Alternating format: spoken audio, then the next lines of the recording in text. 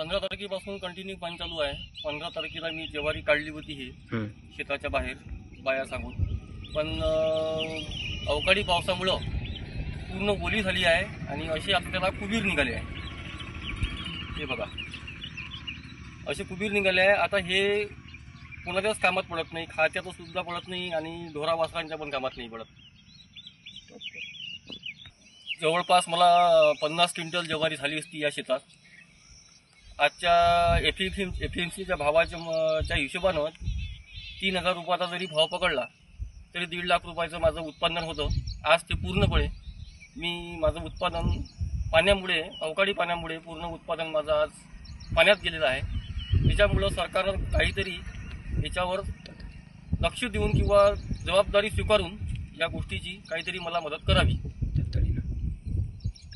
5 ते 6 दिवस झाले या तिवसा तालुक्यात सतत पाऊस पडून राहिला।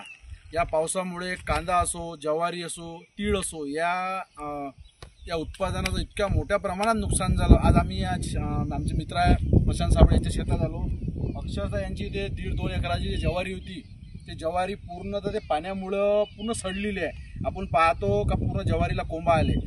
आमच्या शासनाला एकच विनंती आहे का त्यांना काही ना काहीतरी मदत या शासनाने केली पाहिजे। अक्षरशः त्या इतकं मोठं नुकसान होऊन जर शासनाकडून एक सर्वेसुद्धा झालेला नाही, म्हणून आमची अशी विनंती आहे की सर्वेसुद्धा करावा आणि तातडीनं आर्थिक मदत देण्यात यावी, इतकीच आमची विनंती आहे। शेतकऱ्याचा अंत सरकारने पाहू नये, बस एवढी आमची विनंती आहे।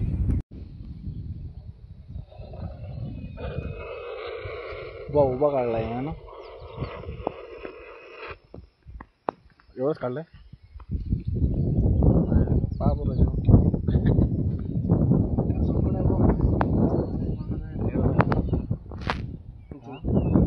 हमारे इस चैनल को ज़्यादा से ज़्यादा सब्सक्राइब करें, लाइक करें और सब लोगों के साथ शेयर करें।